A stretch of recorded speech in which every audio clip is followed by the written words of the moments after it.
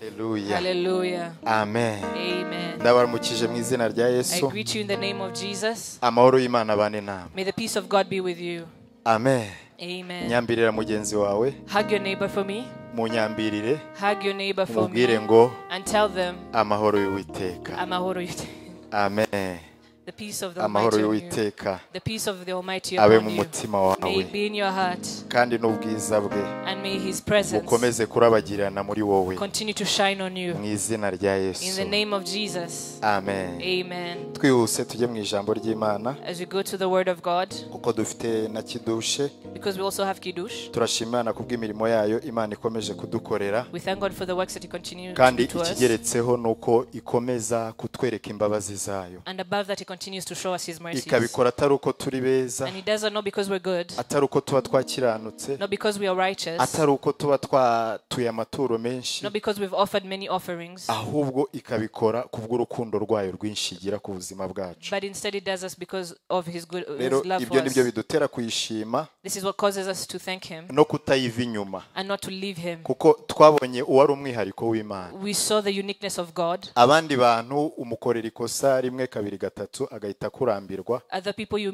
do mistakes 1 to 3 times and then they get tired ariko of murebe you. ukuntu dukosereza Imana, But look at how we do mistakes to God. ariko Imana igakomeza ikadukuruza imbabazi zayo. But God still brings us back with His Iyo Mana mercies. ntitwayikomera amashyi yemwe. Let's clap our hands to that God. Amen. Amen. Hallelujah. Hallelujah. Turi kwiga ku gusenga, We're learning about prayer, gusenga by'ukuri. true prayer. Twabonye ko mu gusenga habamo imbaraga, We saw that there's power in prayer, kandi umukristo no gusenga ni bimwe. and a Christian and prayer is one thing. Niyo abantu bumvishe ngo urakijijwe, When people hear that you're saved, bahita bumva gusenga, they hear prayer, kandi bahita bumva bakeneye isengesho ryawe, and they feel like they need your prayer. kuko n'umupagana azi ko isengesho rifite imbaraga. Because even pagans know that there's power in N'umupagana azi prayer. ko mu gusenga habamo ubushobozi. They know that there's ability in prayer. Hallelujah. Hallelujah. Rero mu gusenga nibwo buzima. In prayer is life. Hallelujah. Hallelujah. Kwa kabiri twarabibonye, We saw this on Tuesday. twaganiriye ku ijambo rivuga ngo ni gute twasenga bikora ku mutima w'Imana. We talked about the word, how can we pray in a way that touches the heart Kuko of God? twabonye ko akenshi umuntu arasenga, Because we saw many times people pray. akenshi tuba mu nzu A y'Imana, lot of times we come to the house of ariko God, ugasanga imbaraga z'amasengesho ntabwo zitugaragaraho nk'abakristo. but the power of prayer is not evident on us as Christians. Kandi nicyo kintu cyonyine dutandukaniyeho And n'ab'isi. that's the only thing that separates us from those of the world. Ni imbaraga z'amasengesho ahindura. It is the power of prayer that changes. Ni imbaraga z'amasengesho ahindura. It is the power of prayer that changes. Hallelujah. Hallelujah. Inyigisho z'ubushize mwizishyiraho kugira ngo bitaza gucanga abantu, muzivaneho. Hallelujah. Hallelujah.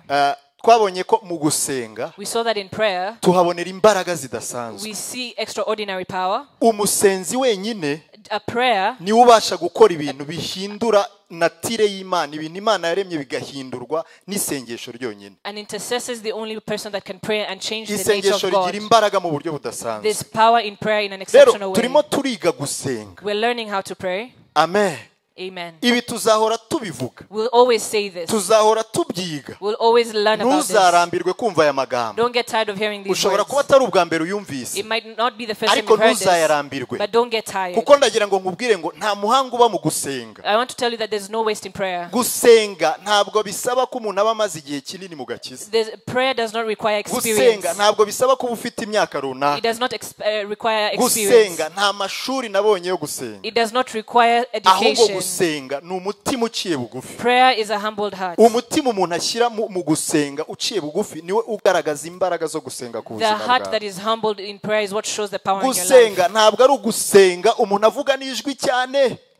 Prayer is not speaking loudly. Hari igihe umuntu asenga, There are times when people pray agasenga, and they pray akavuga n'ijwi ry'imbaraga, and they speak with powerful agatontoma voices cyane, and they go deeper agakora amajeste y'uburyo and bwose. use various gestures, Abantu bakavuga ngo uriya muntu ni umunyamwuka. and people say that is a spiritual Ngo person. wumvise n'isengesho asenga, Did you hear the prayer that they pray? ukuntu ari isengesho rifite imbaraga. It is a prayer that is powerful. Ibyo simbihakana, birashoboka. I'm not saying that that's not possible. Umuntu ashobora gusenga mu ijwi ry'imbaraga kandi akaba ari umunyembaraga, n'iryo sengesho rikaba rifite imbaraga. Someone can pray with a loud voice and pray a powerful prayer, and that Ariko prayer can be ntabwo cyo powerful. kitwereka ko uri umusenzi. That does not show us that you are a powerful prayer. Gusenga, To pray, umuntu ashobora no gusenga acecetse, you might pray in a quiet quiet ariko voice, bikagira imbaraga but it cyane. also has power. Haleluya. Hallelujah. Rero twarebye ibintu bidufasha mu gutuma isengesho ryacu rikora ku mutima We w'Imana. saw the things that cause our prayer to touch the heart of God. Twabonye ko isengesho ryacu rigomba kuba ririmo kwizera ibyo urimo uravuga, kuko gusenga bikorerwa mu mwuka. Ugomba kwizera ko ibyo urimo uravuga birimo birumvikana kandi bifite imbaraga. We said that prayer has to have faith. Whatever you're praying for, you believe that is being heard by God, and that has power. Isengesho ryawe rigomba kubamo kwizera. Your prayer has to have faith. Isengesho ritarimo kwizera, A prayer that does not have faith, nta resulta ritanga, it does not give results. nta mbaraga It ritanga. has no power. Ikindi, gusenga hagomba kubamo kumvira. There has to be obedience in prayer. Ugomba kumvira Imana. You have to obey God. Icyo Imana ikubwiye ukagikora mu masengesho, Whatever God tells you, you have to do it in prayer utaburanye nayo. without arguing. Kuko hari ibyo twamenyereye Because- twamenyereye gusenga, ndabanza nshima Imana, nihane, nirukana imbaraga z'umwijima. Ibyo si bibi pe, nta nubwo ndi kubirwanya. There's habits that we have in prayer. We pray, we thank God, we cancel out all the enemy's plans. Those, I'm not fighting Ariko hari against that. igihe umwuka wera ashobora kuguhinduza systeme wari usanzwe umenyereye. There's a way that the Holy Spirit can change the system of prayer that you're used to. Haleluya. Hallelujah. Ashobora kuguhinduza systeme wari usanzwe umenyereye. He can change the system that you're used to. Ibyo ugomba kumwumvira ukamutega amatwi. You have to obey and pay attention. Ibyo ntabwo ari byo ndimo ndigishaho. This is not what we're teaching on. Twarabivuze kuwa kabiri We said this on Tuesday, kandi twarabisobanuye neza. and we explained well. Haleluya. Hallelujah. Twabonye no gusenga icyo ari cyo. We saw what prayer is. Gusenga icyo ari cyo. We saw what prayer is. Haleluya. Hallelujah. Uyu munsi rero ntabwo ari byo turi burebe, Today, this is not what we're going to see. ahubwo tugiye kureba We're going to see ijambo rivuga ngo the word that says, haranira kwinjira mu bikari by'Uwiteka. strive to enter into the courts of God. Haranira gusenga winjire mu bikari by'Uwiteka. Strive to pray and enter into the courts of God. Bwira mugenzi wawe ngo injira mu bikari by'Uwiteka. Tell your neighbor, enter into the courts of the Almighty. Haranira kwinjira mu bikari by'Uwiteka. Strive to enter into the Aho courts of the ngaho niho Almighty. uzabona isengesho ryawe ritangira guhindura ibintu mu isi y'umwuka. That is where you'll see your prayer changing Aho things in the ngaho niho spiritual realm. uzatangira kuryoherwa That n'isengesho. is where prayer will become sweet to Aho you. ngaho niho uzatangira kumva uburyohe bw'Imana. That is where you'll start to understand the sweetness of Ubu God. buryohe tubwumva iyo twinjiye mu bikari We by'Uwiteka. understand sweetness when we enter Iyo into the dusenze courts. tukinjira mu bikari When we by'Uwiteka. pray and enter into the courts of the Tukarenga ku Almighty, marembo tukinjira mu bikari we get by'Uwiteka. past the gates and go into the courts. Ibyo nibyo tugiye kureba twihuse. That is what we're going to see. Reka dusome Zaburi 100. Let us look into Psalms chapter Dusome Zaburi 100. 100. Psalms Duhere 100 ku murongo wa mbere. verses 1. Duhere ku murongo wa mbere turayisoma yose ntacyo. We'll read the whole chapter. Haravuga ngo mwabari mu isi yose mwe muvugirize Uwiteka impundu, mukorere Uwiteka munezerewe, muze mu maso ye muririmba. Mumenye yuko Uwiteka ari we Mana. Niwe waturemye natwe turabe, turi ubwoko bwe, turi intama zo mu cyanya cye. Nimwinjire mu marembo ye mushima, no mu bikari bye muhimbaza. Mumushime musingize izina rye.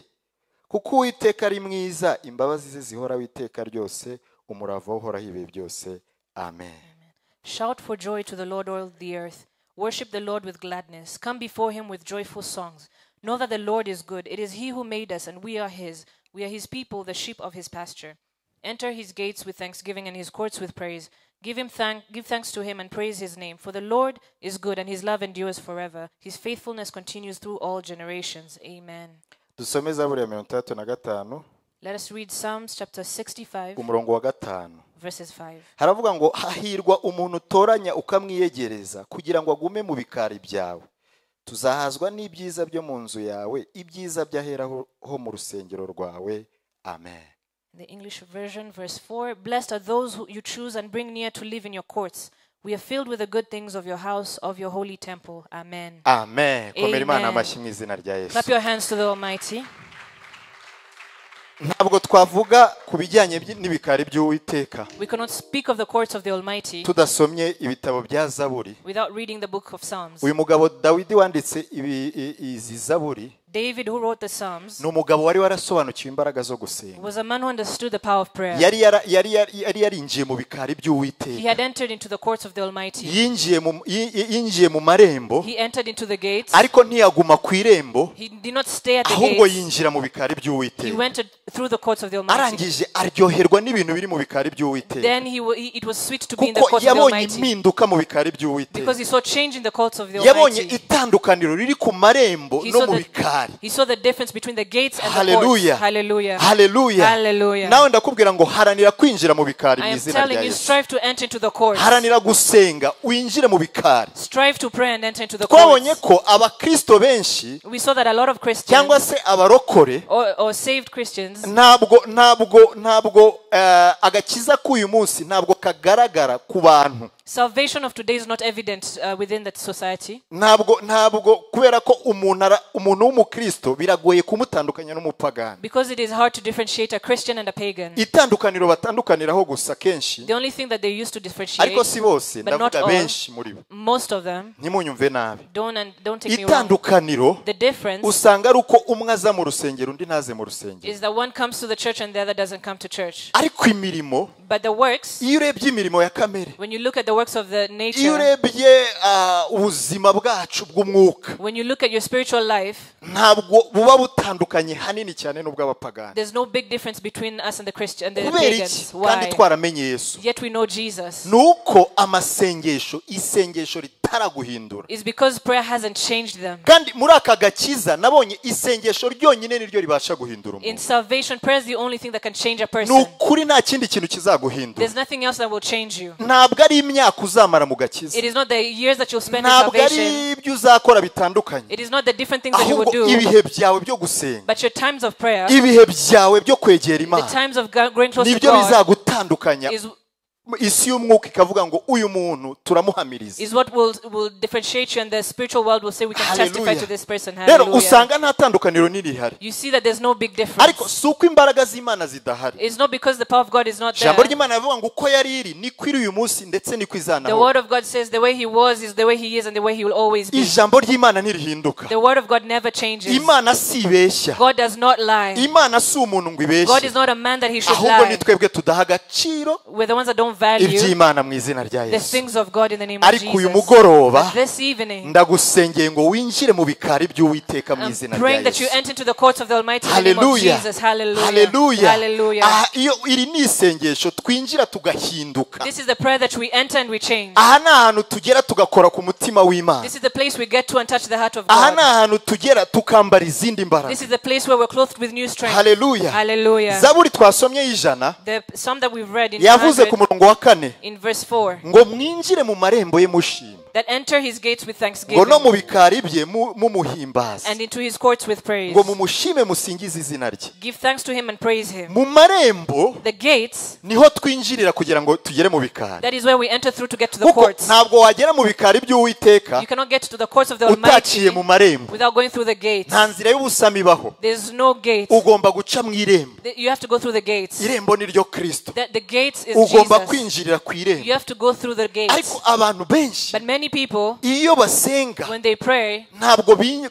bagarukira ku irembo. they stop at the gates. Niyo mpamvu gusenga kutaryohera abakristo. That is why prayer is not sweet to Niyo Christians. mpamvu iyo hageze igihe cyo gusenga wumva utangiye kwayura, ukumva ucitse intege, ukumva ibitotsi biraje, ntabwo urasenga ngo winjire ugere mu bikari. That is why when you start to pray, you get tired, you start yawning. You've not entered into the courts of the Almighty. Kubera iki? Why? Ku marembo, At the gates, hari ibintu bibera ku marembo. there are things that take place at the gates. Hari ibintu nka bitatu bibera ku marembo. There are 3 things that take place at the Cyangwa se gates. imyuka ishobora kugutera igihe ubu hano ndi kuvuga mu isengesho. Twageze mu isengesho. We've gotten to the part of prayer. Imyuka ishobora kugutera igihe uri ku marembo. The spirits that can come against you Dufate at the urugero gates. utangiye gusenga. Let's take an example. You've started to pray. Winjiye mu kanya kawe ko gusenga kwihererana n'Imana. You've started your time with God. Ugatangira gusenga. And you start praying. Ugatangira ugaririmba. And then you start singing. Ugashima Imana. And you thank God. Ukavuga imbaraga And you z'Imana. speak of his power. Hari imyuka itera umuntu igihe ari ku marembo. There are spirits that come against someone when they're at the gates. Umwuka wa mbere ni umwuka wo gushidikanya. This first spirit is a spirit of doubt. Gushidikanya. To have doubt. Cya gihe utangira gusenga ukumva uri gushidikanya isi ibi bintu nkomeze mbireke. When you pray and start asking yourself, should I Ukayura continue? cyane. You yawn a lot. Ukananirwa You cyane. get tired. Ukumva imbaraga z'umubiri ni nkeya. You start feeling weak in your body. Aho ngaho bukiri ku irembo. You're still at the gates. Abantu benshi rero bahita barambirirwa aho ngaho A bakabiva. lot of people get tired from that Ariko stop. ku irembo nyine habaho gushidikanya. At the gates, there's doubt. Habaho gushidikanya. There's doubt. Nshobora kuba ngiye gusura mwene data. I might go visit someone Akambwira ngo uzaze ni karitsiye ni ku gipangu runaka They tell me I'm this neighbor. nahagera nkashidikanya yambwiye nimero 22 21 habaho gushidikanya ku marembo. Then I doubt whether it's 22 house number 21. There's doubt in the gates. Rero abantu benshi bacikira intege ahangaha. A lot of people are discouraged Ariko at this point. ugomba gukomeza. But you have to continue. Kuko uracyari ku irembo. Because you're still at the gate. Wicika intege. Don't be Ayo discouraged. majwi irwana nayo. Fight with those Hari voices. icyo Uwiteka ari bukore ku buzima bwawe. There's what the Almighty is going to do in Ariko your life. wicika intege mu izina rya Yesu. Don't get discouraged in the name of Naje kugukomeza Jesus. uyu mugoroba. I've come to encourage you Wowe this evening. usenga ukagarukira ku You marembo. who stops praying at the Winjire mu gates. bikari by'Uwiteka mu Enter izina into the rya courts of Yesu. the Almighty in the name of Jesus. Hallelujah. Hallelujah. Ikindi tubonera ku marembo, The second thing we get at the gates, ushobora guterwa no kurambirwa. you might get tired. Ugatangira kureba ku isaha. Start looking at the watch. Iminota 30 irashize. It's already past 30 minutes. Buri kanya ukareba kuri telefone. Every time you're looking at your phone, Ukarambirwa, you get warambiwe. tired. You're tired. You're bored. Hallelujah. Hallelujah. Hallelujah. Hallelujah. Ukarambirwa buri mwanya ureba kuri telefone. You get bored looking at your phone. Ugakuraho ridongo urebe ko bwakeye. You open the curtain, see if it's already Wongera daybreak. ukagaruka Mana mu izina rya And then you Yesu. come back, God, in the name of Jesus. Komeza.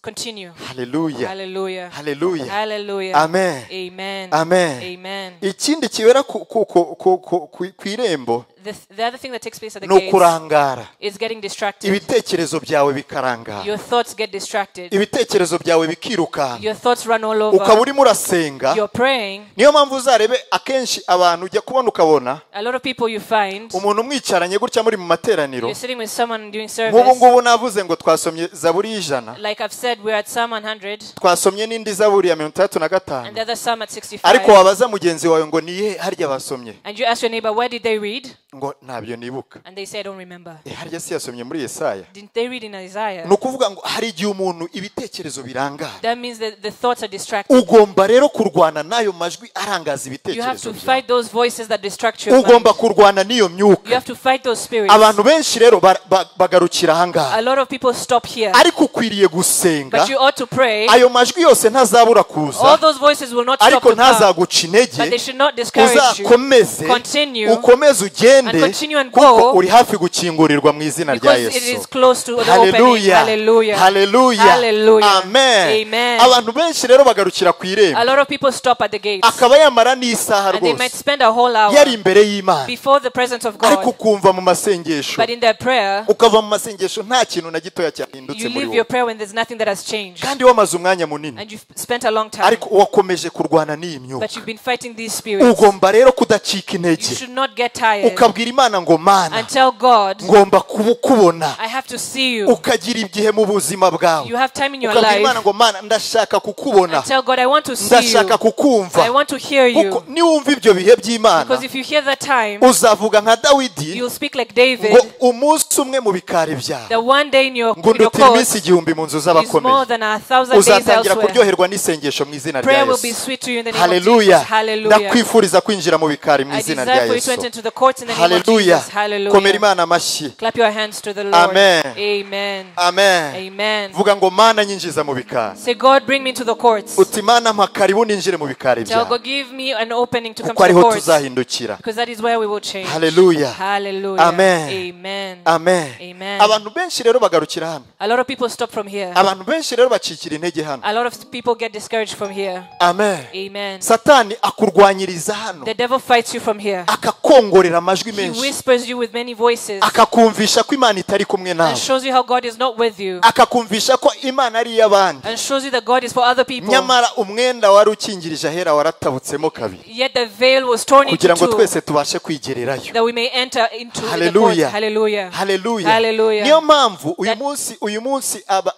abahanuzi b'ibinyoma bagira imbaraga cyane That mu is buzima why bw'abantu. false prophets have power over Kandi people's n'abantu lives.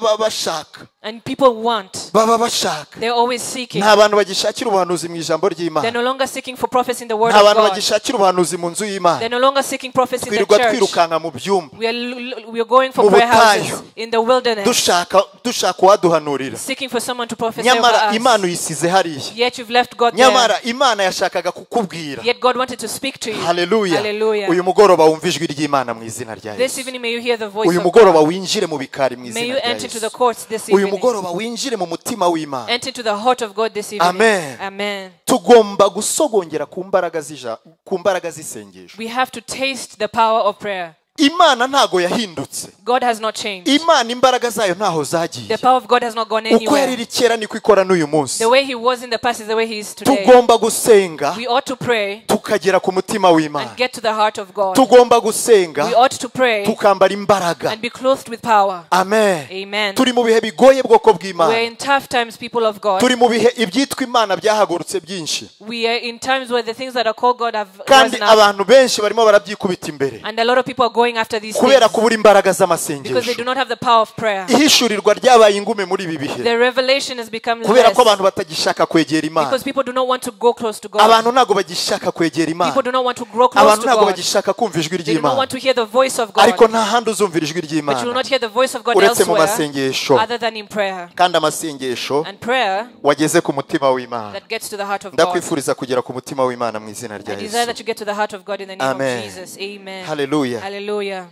Ni iki tubonera mu bikari by'Uwiteka? What do we get in the courts of the Almighty? Cyangwa se ibiba mu bikari by'Uwiteka? What is in the courts of the Almighty? Uzamenya gute ko wageze mu bikari by'Uwiteka? How will you know that you've gotten to the courts of the Nababwiye Almighty? iyo umuntu atangiye gusenga, I've told you when someone starts to pray, imyuka ishobora kukubuza kwinjira. the spirits that stop you from entering, Ndetse abantu benshi bararambirwa or people get tired, bagahita banabivamo. then leave. Kavuga ngo Imana ntabwo iri kumwe And nanjye. they say, God is not with Ahari me. aho nshobora kuba ndi gusengera mu kirere gifunze. Maybe I'm praying through a Ahari closed aho realm. simbizi ukuntu bimeze. I don't know how it is. Ahari aho wenda wasanga Imana irimo iribuka ibyaha byanjye bya Maybe kera. God is remembering my past sins. Kandi wanasenze wihannye. Yet you've prayed and you've asked for forgiveness. Ariko Imana irashaka kushikama. But God wants you to become stable. Kubera ko Because, bwoko bw'Imana, people of God, Imana God ni umuyobozi kandi ni umuyobozi w'ikirenga ku rwego rwo hejuru. God is a leader and is above every other leader.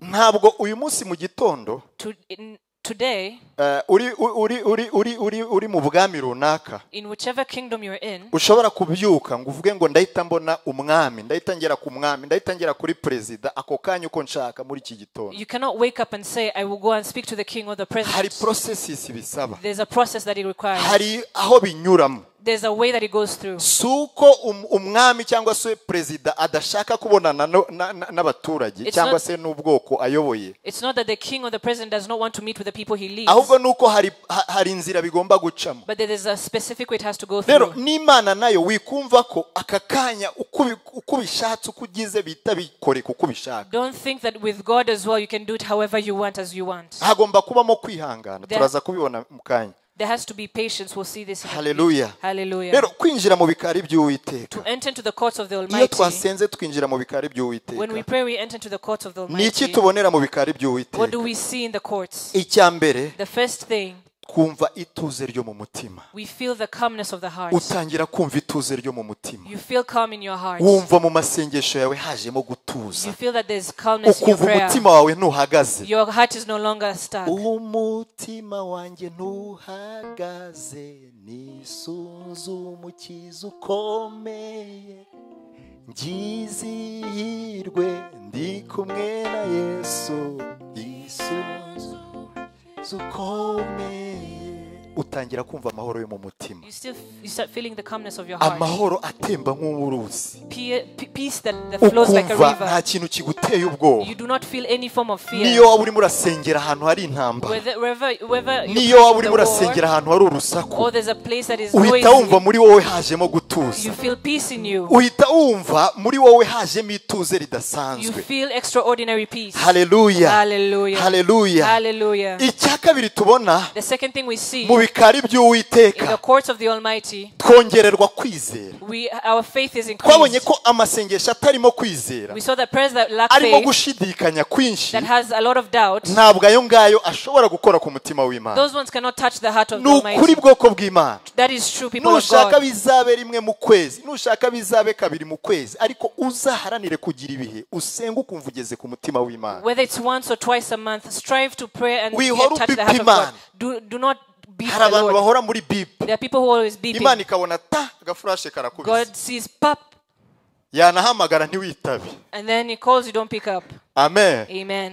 ugahama abantu bahora babipa Imana. There are people who are always beeping God. Ariko mu bikari by'Uwiteka, But in the courts of the Almighty, aha niho Dawidi yageze. that is where David got Yabona to. abanzi be bamugose, When he saw the enemy surrounding akabanza him, akajya kubaza Imana. he would go and ask Buri God kintu cyose agiye for gukora, everything that he would go to do. He akabanza akajya kubaza would Imana, always ask God kubera ko yongerewe kwizera. because his faith was Yumva increased. ibyo arimo aravuga, akumva ari nk'uko yababwira umuntu barebana amaso ku It was yandi. like he would be speaking to someone Kubera face ko to face. kwizera kwawe kuba kwabaye, Because kuba kwazamutse. Because your faith has been increased. Wumva ibyo urimo urasenga birimo birakoreka. You feel that your prayers are being done. Niba usabye Imana ngo Mana mpa amazi agacupa k'inyange, uhita uyafata ukanayumva, When you pray ugatangira no kuyanywa. ask God, give me water, you immediately feel it and you start drinking. Gushidikanya kose kuragenda. All form of doubt is disappearing. Hallelujah. Hallelujah. Hallelujah. Hallelujah. Bwira mugenzi wawe ngo hari uburyohe mu bikari by'Uwiteka. Tell your neighbor there is sweetness in the courts of the Almighty. Amen. Amen. Amen. Amen. Icya gatatu tubonera mu bikari by'Uwiteka, The third thing that we see in the courts of the Imana Almighty, iduhishurira amabanga. God reveals to us mysteries. Imana iduhishurira amabanga. God reveals to us mysteries. Benshi hano muzi aho bagenzi banyu bataha. A lot of people know where your neighbors live, where your friends live. Nzi wabo warina, I know where Rina lives. nzi no muri sari wabo, I know their sitting ariko mu room, gikari cy'iwabo but I simpazi. do not know the Nawe court. mugenzi wawe nuko. That's the case for Ushobora your kuba uzi friend. iwabo ariko utazi mu bikari. You might know where they live, but not Iyo inside the usomye house. ibyanditswe bivuga mu bikari When by'Uwiteka, you read the word and it says the courts of the usanga ari Almighty, ahantu hadasanzwe, it is an extraordinary place. hagereranywa n'ahera hahera. It is like the holy of holies. Niho umutambyi yinjiraga rimwe mu mwaka, That is where the high priest would enter once a year, yarangiza agahishurirwa amabanga y'Uwiteka, and then he would receive the mysteries. agahishurirwa iby'Uwiteka ashaka mu gihugu kuri uwo mwaka, He would receive the mysteries that the Almighty agahishurirwa wanted in amabanga their work. adasanzwe He y'Imana, would receive the mysteries of kubera ko God yabaga yageze ku mutima w'Imana. because he would get to the heart of God. Ariko uyu munsi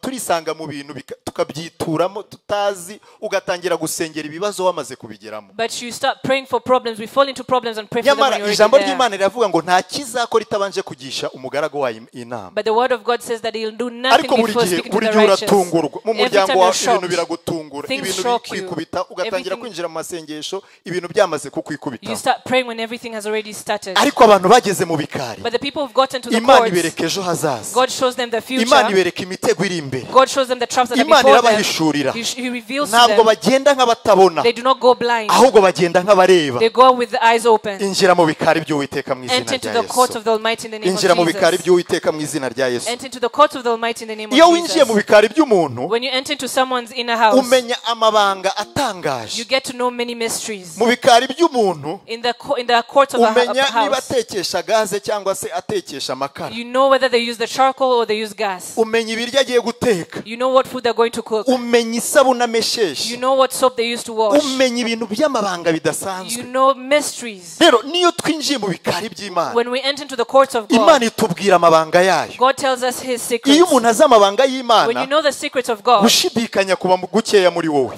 doubt reduces in you. kwizera kuriyongera muri wowe, Then faith increases in you. utangira kureba nk'Imana, You start seeing as God ugatangira does. gutekereza nk'Imana, You start thinking like God does. ugatangira kugenda You start nk'Imana. walking like God. Mbega nibyo Pawulo yavugaga ngo twebwe tumeze dusa n'ab'isi ariko twebwe ntabwo tuba mu isi. It's like Paul said, we look like those of the earth, but we're not of the earth. Haleluya, Hallelujah. haleluya. Hallelujah. Winjire mu mutima w'Imana mu izina rya Yesu. Enter into the heart of God in the name of Jesus. Icya kane, The fourth thing, mu bikari by'Uwiteka in the courts of the Almighty, duhabwa imbaraga z'umwuka, we receive the power of the Spirit. duhinduka abasirikare b'umwuka, We become soldiers in the Spirit. duhinduka We abanyembaraga, become powerful. duhinduka abantu We badasanzwe. become extraordinary people. Haleluya. Hallelujah. Nta kintu cyongera kugutera ubwoba. Nothing can bring fear to you. Ugaragara nk'umuntu w'intege nkeya, You look like a weak person, ariko kubera ko mu isi y'umwuka uba wumva wizeye, but because in the spirit world you're nta kintu confident, kigutera ubwoba, nothing can bring fear to kubera you. ko uba ufite imbaraga z'Imana. Because you have the power of God in Mose you. iyo yavaga kuganira n'Imana When Moses would come after speaking to mu God bikari in the by'Uwiteka, courts of the Almighty, ngo yazaga afite ubwiza he'd bw'Imana, come with the presence of abantu God. bamureba When people would see him, ngo bakareba hirya, they would hide. ku buryo yipfukaga mu maso kubera ubwiza bw'Imana bwabaga ari bwinshi ku buzima He bwe. would veil himself because of the glory of God on Iyo his face. twinjiye mu bikari When we by'Uwiteka, enter into the courts of the Almighty, abakurwanyaga batangira kujya kure yawe. those who fight against you Hari leave you. imbaraga z'umwanzi zitangira There's kujya the kure power of yawe. the enemy that starts leaving you. Nasomye ibyanditswe kare I've read the word earlier numva ndatangaye. and I was shocked. Reka namwe mbibasangize Let me share this with wumve you. imbaraga z'Imana. And you hear the power of God.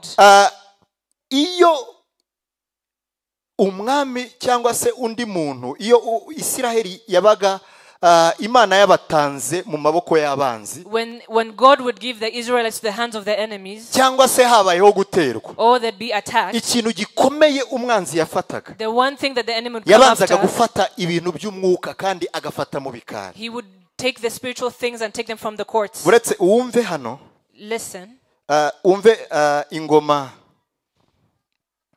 ingoma za kabiri in 2 Chronicles, igice cya 33, verses 33, igice cya 33 verses 33, tubona chapter umwami 33. Manase. We see the king of Manasseh, King Ingoma za Manasseh. kabiri 2 Chronicles, igice cya 33 chapter 33. niho tubona umwami Manase. This is where we see King Kandi Bibiliya Manasseh. ivuga ngo yakoze ibyangwa n'Uwiteka, The Bible says that he did evil before the eyes akora of God. imirimo myinshi, agendera mu ngeso mbi, Imana iramwanga. He had bad behavior and God hated Ababaza God. umutima w'Imana mu buryo bukomeye. He hurt the heart of God in a big Noneho way. mwumve ibanga rikomeye. Listen to this mystery. Wumve Satani ukuntu ari umustrateje afite uburiganya bwinshi. Listen to how the devil is strategic. Wumve ku murongo wa 4 In verse 4, haravuga ngo ndetse akora ibyotero mu nzu y'Uwiteka, kandi ari Uwiteka yavuzeho ati Yerusalemu niho izina ryanjye rizaba iteka ryose. he Ku built murongo wa 5 aravuga ngo kandi yubakira ingabo zo mu ijuru zose ibicaniro byo kandi yubakira ingabo zo mu ijuru zose ibicaniro mu bikari byombi by'inzu y'Imana. He built altars in the temple of the Lord, of which the Lord had said, "My name will remain in Jerusalem forever." In both courts of the temple of the Lord, he built altars to all the starry hosts. Yubakira He built 4. ibicaniro ngo ingabo zo mu ijuru. Bavuga ingabo zo mu ijuru, iyo turabibona mu Befeso 6 umurongo wa 10 ngo niturwana n'inyama n'amaraso, ngo ahubwo turwana n'ingabo z'ahantu ho mu ijuru. Ni abadayimoni bamanutse baba bari mu kirere aho ngaho. When we read in Ephesians 6, he says that we do not fight flesh and blood. It's the demons that come and are in the realms. Rero yubakiye He built ngo yubakiye abadayimoni, abazimu, abubakira mu bikari by'Uwiteka. He built for the Ntabwo demons the courts of the yawubakiye ku Almighty, irembo. not at the gates. Yaraza ahantu hari imbaraga, He went where there is power. yaraza ahantu ari buhagarare, akaba ari muri strategy yo kurwana no gusenya. He went to the place where he had strategic advantage. Wumve nanone muri Nehemiya Let's read in Nehemiah, igice cya 13 chapter 30. igihe Nehemiya yajyaga kubaka i Yerusalemu, When Nehemiah had gone back to build yahuye n'abagabo Jerusalem, bakomeye Tobiya na Sanbalati, baramurwanya cyane, Tobiah and Sanballat fought against him. baramunaniza. Kandi murabizi ko iyo ubisomye usanga Tobiya yari afite imbaraga, bari bafite imbaraga zikomeye kuko baramurwanyije cyane mu mbaraga zo kumunaniza cyane, Tobiah had much power. They fought against him. They tried to wear him out. kuko yaraje kongera gusana inzu y'Uwiteka, Because he came to rebuild the yaraje kongera temple. kuzamura icyubahiro He cy'Uwiteka. wanted to raise the glory of God. Noneho umva ahantu Tobiya yakuraga imbaraga. This is where Tobiah got his power. Umutambyi wari uriho icyo gihe The high priest that was there, yitwaga Eliyashibu. his name was Eliashib. Noneho ngo iyo usomye muri Nehemiya igice cya 13 When you read in chapter 13 of umurongo wa Nehemiah, 7 verses 7, ngo njya i Yerusalemu menya icyaha Eliyashibu yakoze kuko yatunganirije Tobiya icyumba mu bikari by'inzu y'Imana. and came back to Jerusalem. Here I learnt about the evil that Eliashib had done in providing Tobiah a room in the courts of the house of God. Tobiya yaraza ahantu hari imbaraga, Tobiah knew where there's power. yarabanje ariinstara, He installed himself. yarabanje afata position nziza, He took his good position. ajya ahantu arahagarara. He went and he stood. Ntabwo Satani yaje kukurwanya When the devil comes to fight apfa against you, guhagarara ahantu he hariho just hose. doesn't stand anywhere. Abazi position agomba kubakiramo He igicaniro knows where to build his kugira altar ngo agusenye, so that he can break you. nawe rero ugomba kubaka You igicaniro, also have to build your ugomba altar. gusenga ku buryo ugera mu bikari You have to pray so by'Uwiteka, that you get into the court of the ukongera ukubaka Almighty. cya gicaniro mu muryango wawe cyasenyutse. You build the altar of your family that Rero was broken. ugomba gusenga ukagera ku mutima You w'Imana, have to pray and get to the heart ukubaka of God igicaniro and build an altar kugira ngo Uwiteka atangire kuguhishurira amabanga, so that the Almighty can reveal amabanga aboshye mysteries, umuryango the wawe, mysteries that have amabanga aboshye ubuzima the mysteries bwawe. that have bound your family Tobiya and your yaragiye life. ariyensitara neza, Tobiah installed himself. ashuka umutambyi aramubwira ngo ndashaka aho kuryama, He lied to the high priest and told him not to where umbabarire to sleep. unyihere hariya mu cyumba cyo mu bikari. Let me sleep in the courts. Arangije abari haryama, That is where he slept. ahagirira imbaraga, And he got power. arabananiza. And he wore them out. Nehemiya Nehemiah, byamusabye ko abanza kwirukana Tobiya he asked to first kugira ngo abashe kuzuza inkike z'i Yerusalemu.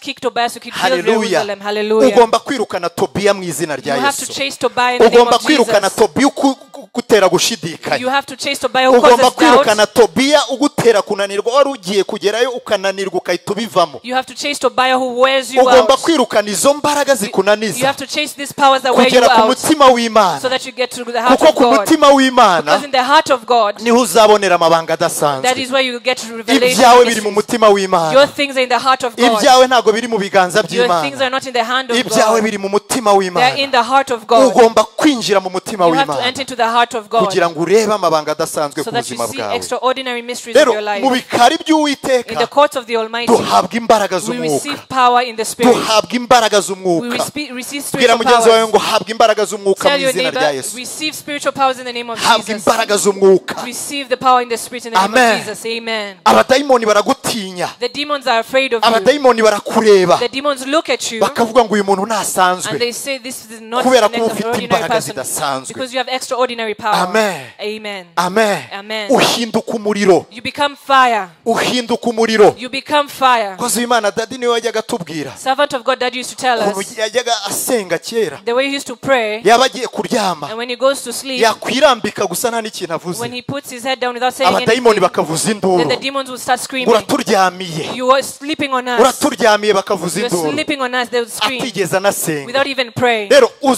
izo mbaraga uzazibonera mu bikari You will see, by'Uwiteka. you'll get that power in the courts of the Ntabwo izo Almighty. mbaraga zibonerwa ku You marembo, don't get that power at the gates. zibonerwa mu bikari Get it in by'Uwiteka. the courts of the Almighty. Injira mu bikari by'Uwiteka mu izina rya Enter into the Yesu. courts of the Almighty in the name Amen. of Jesus. Amen. Hallelujah. Hallelujah. Hallelujah. Hallelujah. Amen. Amen. Ikindi tubonera mu bikari The other by'Uwiteka, thing we receive in the courts of the Almighty. twari tugeze ku cya kane. We got into the fourth. Ikindi tubonera mu bikari by'Uwiteka, The other thing we see, duhabwa umutwaro w'abandi. we get burdens of other people. Amen. Amen. Impamvu amasengesho yawe ari wowe. The reason why your prayer is just you. Kuwa mbere urisengera, On Monday you pray for kuwa yourself. kabiri ni akazi kawe, On Tuesday it's your work. kuwa gatatu On n'abana, Wednesday it's your children. kuwa kane ni minerivare. On Thursday it's your school. It's the school fees. Mbega ufite schedule y'amasengesho. You have a schedule for prayer. Hari umuntu twigeze kuganira mu bihe byatambutse, There's someone I talked to, arambaza ngo ariko ngo ujya ugira gahunda yo gusenga, And then they ask- gusenga mu cyumweru. do you have a schedule for prayer during the week? Ndambwira yego. And they said yes. Arangije arambwira, ndambwira se kubera iki? Then I asked them why. Arambwira ati nanjye ndayigira. And then they said I also have a schedule. Arangije ambwira ukuntu asenga, And then he told me how they pray. guhera ku wa mbere From Monday kugeza ku cyumweru, up until Sunday, byose byaribye gusa. it was surrounded on them. Haleluya. Hallelujah. Nta torero ririmo, There's no church. nta gihugu kirimo, There's no country. nta baturanyi There's no barimo, neighbors. ni ibintu byo It's kwizengurukaho just things that gusa. surround him or her. Haleluya. Hallelujah. Rero uri ku irembo, niyo mpamvu Because you're at the gate. ntabwo uragera mu bikari, You've not gotten into the courts. uri ku irembo. You're still at the gates. Ariko iyo ugeze mu But bikari, when you get into the courts, Imana isuka umutwaro w'abandi muri God wowe. pours into you the burdens of others. Iyo ugeze mu When you bikari, get into the courts, ni hahandi utangira gusenga that is amasengesho, when you start praying. ukajya mu masengesho, kubera ko amasengesho afite intego ni meza, si mabi.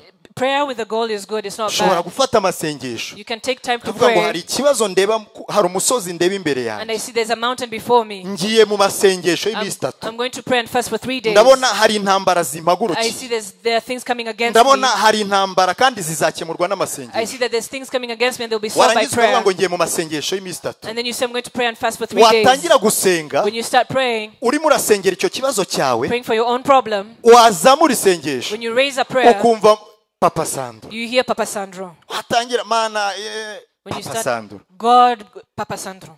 watazamura isengesho Papa When you Sandro, raise your own prayer, Papa Sandro. Imana irimo irashaka kusengera Papa God Sandro. wants you to pray for Papa Sandro. N'urugero mbahaye. That's an example of giving. Wazamura isengesho When you raise another prayer, ukumva itorero, you hear the church. Imana ikagusukamo umutwaro. God pours the Imana burden of the ikakwereka church ibintu. and shows you things. Rero hita komeza usenga ibyo ngibyo. Continue to pray in that way. Kubera rero ko abantu benshi tutinjira mu bikari Because a by'Uwiteka, lot of people don't enter into the courts. amasengesho nk'ayo ngayo ntitujya tuyasenga We do not pray kubera ko such tuba prayers tudafite umutwaro muri because we do twebwe. not have that burden in us. Ariko mu bikari But in the by'Uwiteka, courts of the Almighty, Imana ikwinjizamo God umutwaro. brings you Kandi gives you iyo the burden. wumvise ijwi When you ry'Imana hear the voice of iri God kubwira gusengera that tells you ikintu, to pray for something, ntabwo ukirana n'iryo you jwi, don't argue with that ahubwo voice. uhita winjira ako kanya But mu you gusenga, enter and pray. ugafata ako kanya, You take time kubera ko isengesho, because prayer, iyo wowe urimo urasenga, when you're praying, isengesho rimeze umusenzi ameze an intercessor nk'umubirikira. is like a nun. Umubirikira ni ka kantu bashyira ku ijerekani bagiye It's gusukamo. a stopper. Ni ukuvuga ngo umubirikira Like a stopper niwo unywa mbere y'ijerekani. is the first that drinks before the Mbega jerrycan. urahaga ugahereza ijerekani. You are full and then pour out to the Rero bivuga jerrycan. ngo wowe iyo usengera abandi, When you pray for others, Imana ntishobora kwirengagiza God ibibazo cannot byawe. ignore your own problems. Imana ntishobora kwirengagiza He ibyawe. cannot ignore your own problems. Ariko abantu benshi twihugiyeho. A lot of people are covered by their Noneho muri ibi own. bihe bya nyuma k'urukundo ngo rwabaye ruke, twihugiyeho Especially amasengesho in- yose n'ayawe, ni wowe ni wowe ni wowe. Especially in these end times, your prayers are Rero on you. nta hishurirwa ry'Imana There's no uzagira. revelation from God that you Niyo will mpamvu get. abantu bahora mu bintu bimwe, That is why people are remaining in the abantu same bahora place, basengera ibintu praying bimwe. the same things. Imana nta kindi yaguhishura kuko ibyo uguhishuriye ntabwo ubyumva. God cannot reveal to you because you cannot understand His Ukeneye revelation. kwinjira mu You bikari, need to enter into the courts. ukeneye kwinjira mu mutima You need w'Imana, to enter into the heart of ukeneye God. kwinjira mu bushake You need to bw'Imana. enter into the will of God. Amen. Amen. Haleluya. Hallelujah. Icya nyuma, The last thing, mu bikari in the by'Uwiteka courts of the Almighty, turashisha, we turabyibuha. grow fat. Amen. Amen. Haleluya. Hallelujah. Reka dusome Zaburi ya 92 Let us read Psalm chapter umurongo wa 92, 14. verses 14. Haravuga ngo, It says, reka duhere ku murongo wa 13. let us start from verse 13. Haravuga ngo umukiranutsi azashisha nk'umukindo, azakirwa hejuru nk'umwerezi w'i Lebanoni. Ubwo batewe mu rugo rw'Uwiteka bazashishira mu bikari by'Imana yacu. Amen. In the English version, verse 12, the righteous will flourish like a palm tree. They will grow like a cedar of Lebanon, planted in the house of the Lord. They will flourish in the courts of God. Amen. Amen. Komera Amen. Imana amashyi mu izina rya Clap your Yesu. hands in the name of Jesus. Ndakwifuriza gushisha mu izina I rya desire Yesu. that you grow fat Mu in the bikari name of by'Uwiteka Jesus. umuntu wacu arabyibuha. In the courts of the Mu Almighty, the bikari inner person by'Uwiteka umuntu flourishes. wacu aba asa neza. They look Mu good. bikari In the by'Uwiteka courts of the Almighty, umuntu wacu ntagira ipfunwe ryo kwinjira mu the bandi. inner person is not ashamed to Umuntu enter into wacu the w'imbere society. ntabwo agenda abebera. The inner person has Umuntu no wacu shame. w'imbere agira ijambo. The inner person has a Umuntu word. wacu w'imbere nta bwoba agira. The inner person has no Umuntu fear. wacu w'imbere nta soni agira. The inner person has no Kubera ko shame yinjiye mu bikari because they've entered into the by'Uwiteka. courts of the Almighty. Ndakwifuriza kwinjira mu bikari I by'Uwiteka mu desire izina that you rya enter Yesu. into the courts of the Almighty in the name of Jesus. Amen. Komera uwo Amen. mwami Imana amashyi mu izina Clap rya for the Yesu. Almighty God in the Winjire name mu of bikari Jesus. by'Uwiteka. Let us enter into the courts of the Almighty.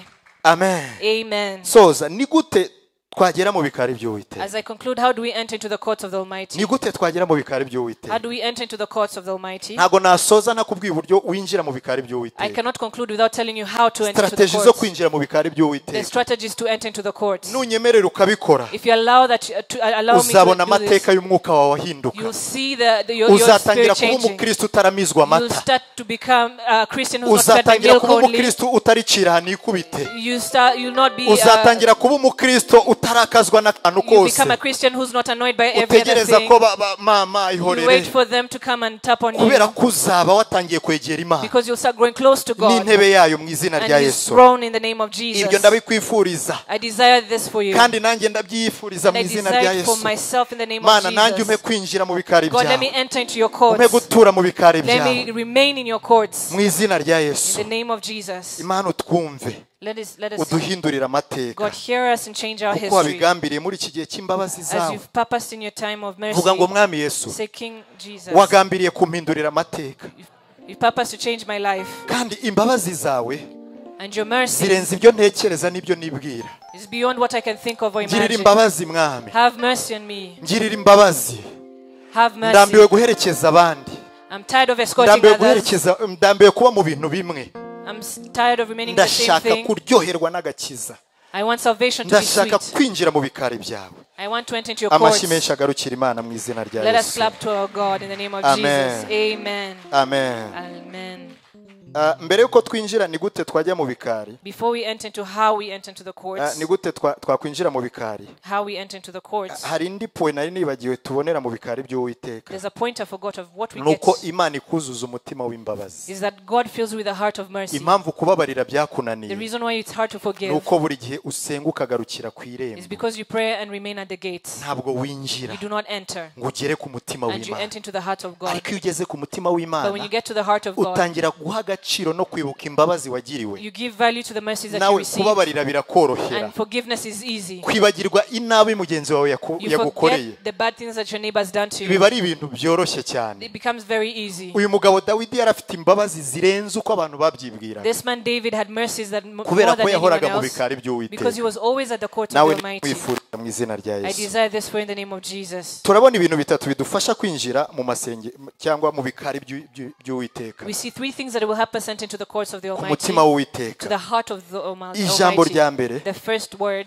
ni ukugira igicaniro cyawe bwite. it is having your own personal altar. Ugomba kugira amasengesho yawe, You have to have your own ugomba personal kugira prayer. igihe cyo kuba imbere You have y'Imana, to have time being before God, kandi ukagira igihe gihagije cyo kuba imbere and y'Imana. enough time being before God. Kugira igihe cyawe bwite, To have your own personal time. wikomeza kota amasengesho y'abandi. Don't stay at the prayers of others. Gira ahantu hawe, Have your own space. gira ahantu hawe. Have your own space. Amen. Amen. Urambwira ngo mfite inzu mbamo ni icyumba kimwe kandi mbana n'abandi. Oya, gira ahantu hawe, You tell me you have a one-bedroom house and you live with others. Gira Have your own ahantu space. hawe. Have your own space. kuko iyo umuntu ari mu bikari Because when by'Uwiteka, you're in the courts of the kubera no Almighty, gutuza k'Uwiteka kuba guhari, because of the calmness of the Almighty, ushobora gusengera no mu isoko You may wumve pray that- n'ibyo abantu barimo you baravuga, might pray in the markets and you won't hear what they're umutima saying. wawe ugakonekita n'ijuru, And your heart connects with heaven. ukaryoherwa n'iby'ijuru, And the things of heaven kandi become sweet uri to ahantu you, hasakuza. yet you're in a noisy Rero place. gira amasengesho yawe yihariye, Have your own individual prayer. nicyo kizagufasha kugera kwinjira mu bikari by'Uwiteka. It will help you to enter into the courts of the Ugire Almighty. umwanya wawe wo gusenga Have your imbere y'Imana. own time to pray before God. Icya kabiri The second thing,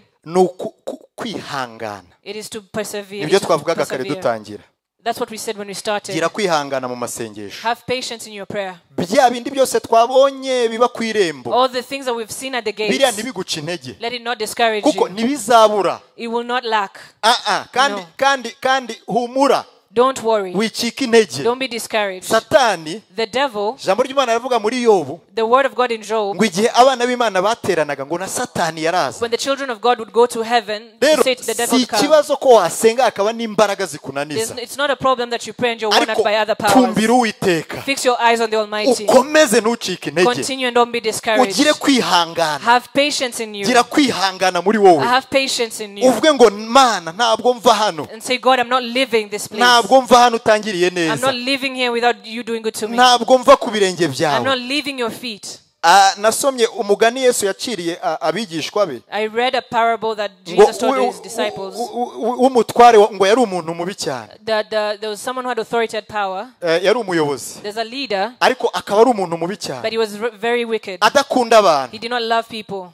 Noneho ngo umupfakazi aragenda aramutitiriza, Then a widow came and begged aramutitiriza, and begged, amushaka ko amukemurira ikibazo, asking for a problem to be solved. aramutitiriza. She begged. Noneho ngo ageze aho ngo mu mutima we aribwira, Then afterwards in her heart they avuga ngo said, nubwo ntakunda abantu even though I don't like kandi people singire n'imbabazi mu and mutima I wanjye, have no mercy in my heart, ariko uyu mugore arantitirije but cyane, this woman has begged. reka mufashe mutabare. Let me help her. Yesu arangije aravuga ngo Then Jesus said, ese Imana izirengagiza intore zayo zitakira ku manywa na nijoro? will God ignore his people who pray day and Rero night? wirambirwa, Don't get tired. wirambirwa, Don't get tired. gira kwihangana, Have patience in you. amasengesho yawe gira Your kwihangana, prayers have patience. kandi nuzajya unasenga amasengesho When you pray ugahura n'izo ntambara nyinshi za distraction, and you encounter a lot of distractions, ujye ugira ubwo imbaraga zo kuvuga ngo sindi buve hano Mana, I have the power to say I'm not kuko leaving this ndabizi ko place hari ikintu kiri hari inyuma. because I know that there's something behind all of Impamvu this. Satani satani arimo araguteza kurambirwa The reason why the devil is causing nuko you to get azi ko hari tired ikintu kiri is inyuma. because he knows there's something behind all of this. Haleluya. Hallelujah. Uzarebe ufitanye randevu n'umuntu, Look at if you have a plan with someone. akenshi umuntu agenda umuntu yaraje, Every time someone goes when they're ready, urategereza you wait. ugategereza And then you wait. ukihangana isaha ya And your mbere, patience for the first isaha ya hour. kabiri, And then the second hour. isaha ya And then the gatatu, third hour. isaha ya kane igiye kurangira, By the time the fourth hour is Tibi complete ntabyo. ending, I'm tired. yagiye I'm gone. ukagenda. And then you go. Ukigenda urenze uvuye hano ugeze nk'i Remera, Once you get to Remera, for akaguhamagara ati ko example, mageze nkakubura, they call you, I've gotten here, but I can't wahagaze see you. amasaha hafi ane, You've spent 4 good hours. ugiye yaraje. You've gone when they've come. Ko tuje ku rugi twumva umuntu ukomanga tukamubura, We've come to the gate and knocked and no one's akenshi umuntu there. arambirwa yarageze ku gisubizo. A lot of times people get tired when they've Rero already got gira to the kwihangana mu solution. masengesho yawe, Have patience in your prayer. gira kwihangana mu masengesho yawe, Have patience in your prayer. gira kutaranga kwihangana. Have patience. Ihangane, Be patient. ihangane, Be patient. umubiri ntuguca intege. Let your flesh not Hari icyo discourage Imana iri you. bukore ku buzima bwawe. This is what God is going to do in your Amen. life. Amen. Icya nyuma, The last thing, irinde kurangara mu masengesho. don't be distracted in your prayer. Amen. Amen. Amen. Amen. Irinde kurangara. Don't be distracted. Bwoko bw'Imana, People of God. bwoko bw'Imana, People of God. ibi tuzabivuga, We will say this tuzakomeza tunabivuge and continue to say this kugeza Yesu Kristo agarutse. until Jesus comes back. Niba hari ikintu nabonye intwari ikomeye Satani arwanyisha abana b'Imana, If there's a weapon that I've seen the devil use against the children of God, ni ukurangara. is distraction. Amen. Amen. Niba ugiye mu If masengesho, you're going to pray, nibiba byiza, if you're going to pray, zimya telefone, switch off your phone, funga. close.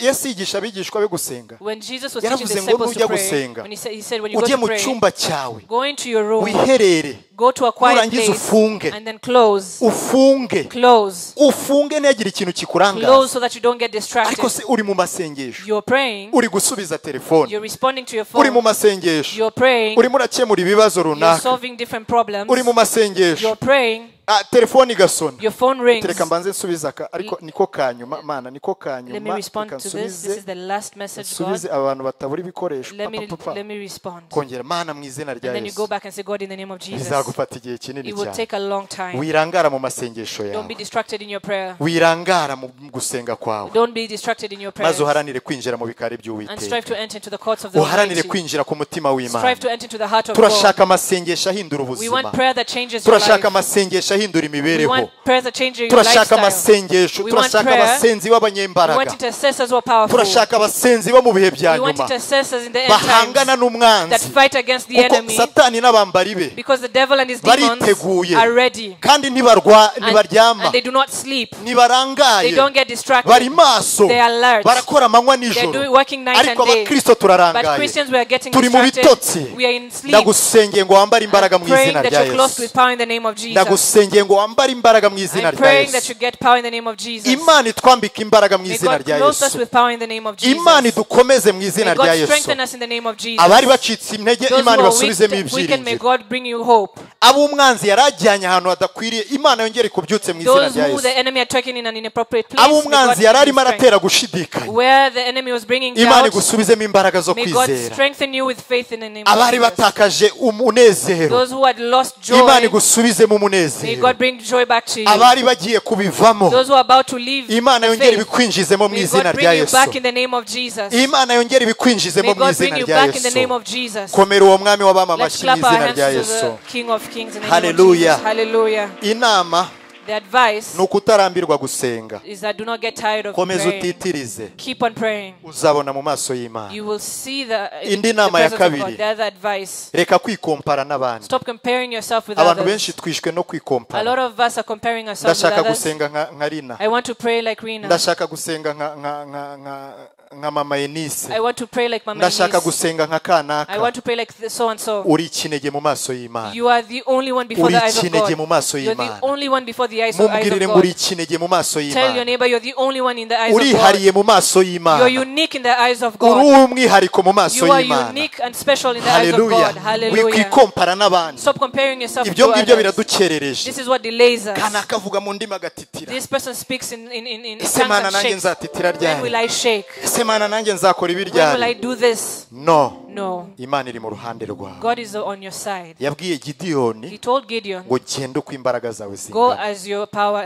is. Uzanesha Abafilisitiya You be victorious over the nkunesha Philistines. umuntu umwe, Not just one person. nkunesha umuntu umwe. Like going against one person. Imana igusukemo izo mbaraga uyu mugoroba, May God pour this strength upon you in this unesha evening. ibyananije umuryango That wawe, you come against everything that's kandi against your nubwo ari family. igitero cy'ingabo nyinshi, Even if it's an army of ariko people, ubineshe soldiers, nkunesha umuntu umwe mu izina rya Yesu. may you be victorious as if it's one person. Hari umuntu uri hano ngo mvugire ngo amen? Is there anyone to say amen? Ndabona mutabyizeye I ariko see that you don't have faith. zamura ibiganza tupepere Yesu. Let's greet Jesus. Haleluya. Hallelujah. Imana ikwambika imbaraga mu May izina God rya clothe you Yesu. with power in the name of Jesus. Imana igusubizemo May imbaraga mu God izina rya strengthen you in Yesu. the name of Jesus. Ndabona benshi bari bacitse I intege, see many who had been ariko muri uku discouraged. kwezi kw'imbabazi But this z'Imana month of the mercies of hari God, imbabazi Imana imanuye ku buzima there's mercy bwawe. that God has poured upon your Hari life. igicaniro Imana yongeye There's an kubaka ku altar buzima that God bwawe, is building upon your kandi life. icyo ni igicaniro This is an cy'amasengesho, altar of ni prayer. igicaniro It is kitazima mu an izina rya altar that does Yesu. not go off in the name of Jesus. Umutima wawe uranamutse cyane Your heart is ku dry buryo utarimo urabasha to a kubyakira, point that you cannot receive. ariko hari imbaraga But z'ijambo there's ry'Imana power in the word of God rimenaguye icyo gitare Satani that yari breaks yubatse the ku rock buzima that the bwawe, devil has built upon your life. rimenaguye uwo mwuka w'ibitotsi ku buzima I bwawe, break the power of sleep in your life. rimenaguye uwo mwuka wo gucika intege ku Breaks the buzima power of bwawe, discouragement in your life. rimenaguye uwo mwuka w'ubwoba mu izina rya Breaks the Yesu. spirit of fear in your life. Imana igusukemo umwuka wo May God kwizera, power of Imana faith. igusukemo umwuka wo May He pour kuyumvira, spirit of being Imana present. igusukemo umwuka wo gusabana May He nayo, pour His fellowship Imana upon you. igusukemo amahoro yo mu May He mutima, pour the peace in Imana your heart. igusukemo May umunezero mu God izina pour rya joy in Yesu. your heart. Komera Imana amashyi Yesu abaha Let's clap our umugisha. hands to God in the name of Jesus. Reka duhaguruke mu kubaho Let us kw'Imana. stand in the presence of God. Haguruka mu kubaho kw'Imana. Stand in the presence of God. N'abaririmbyi begera, As the choir comes forward, tugiye gusenga iri we're sengesho, going to pray this prayer. tugiye gusenga iri sengesho. We're going to pray this prayer. Haleluya, Hallelujah. haleluya. Hallelujah. Ugiye kongera ubwira Imana ngo Mana, You're going to tell God once more, mpa karibu mu bikari byawe, welcome me in your courts. mpa karibu mu bikari byawe. Welcome me in your courts. Amasezerano yose uko Imana yakomejwe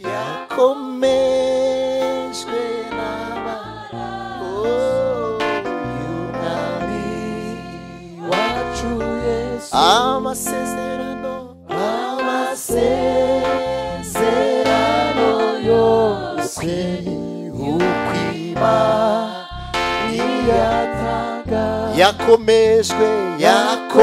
yakomejwe n'amaraso y'umwami wacu Yesu. Haleluya. Hallelujah. Senga zamura isengesho ryawe, Raise your prayer ubwira Imana ngo Mana, and tell God, nyinjiza mu bikari bring me byawe, into your courts. mpa kwinjira mu bikari Help me to byawe. enter into your Ni courts. kenshi nagarukiye ku A lot marembo, of times I stopped at the ni gates. kenshi nagarukiye ku A marembo, lot of times I stopped at ariko the ume gates. kwinjira mu bikari uyu I want mugoroba. help me to enter into your Data mu courts. izina rikomeye rya Father, in the Yesu, mighty name of Jesus, nasengaga nkagarukira ku I marembo, would pray and stop at the gates. nasengaga nkagarukira ku I marembo, would pray and stop at the ariko uyu gates. mugoroba Mwami Imana, But this evening, Lord, ndakwinginze mu izina I rya plead Yesu in the name of Jesus kugira ngo nyambike that imbaraga, you clothe me with strength, unyinjize mu bikari that you byawe, bring me into your courts, nyinjiza mu bikari bring byawe, me into your courts, nyinjiza mu bikari Bring me byawe, into your courts. nyinjiza mu bikari Bring byawe, me into your courts. niho tuzabonera amahoro yo mu that is mutima, where we'll get the niho peace, tuzabonera izindi mbaraga, that is where we'll be niho strengthened, tuzabonera that we kunesha, will get niho victory, tuzabonera that ubutsinzi is where we'll get mu victory, izina rya Yesu in the name Kristo. of Jesus Uyu Christ. mugoroba Mana, This evening, uyu O Lord, mugoroba Mana, this evening, O Lord, twinjize mu bikari byawe, us into your courts, twinjize mu mutima bring me wawe, into your heart, twinjize mu mutima bring me wawe. into your heart. Turabinyotewe We Mana, are thirsty of this. turabinyotewe We Mana, are thirsty of this. turabinyotewe We Mana, are thirsty of this. turabinyotewe We are Mana. thirsty of Tugirire this. neza Do Uwiteka good to Mana us, Almighty Nyiringabo, God. tugirire neza Do good Uwiteka to us, Mana Almighty Nyiringabo. God. Ayi Oh, Yesu Lord Jesus twinjize, Christ, enter us,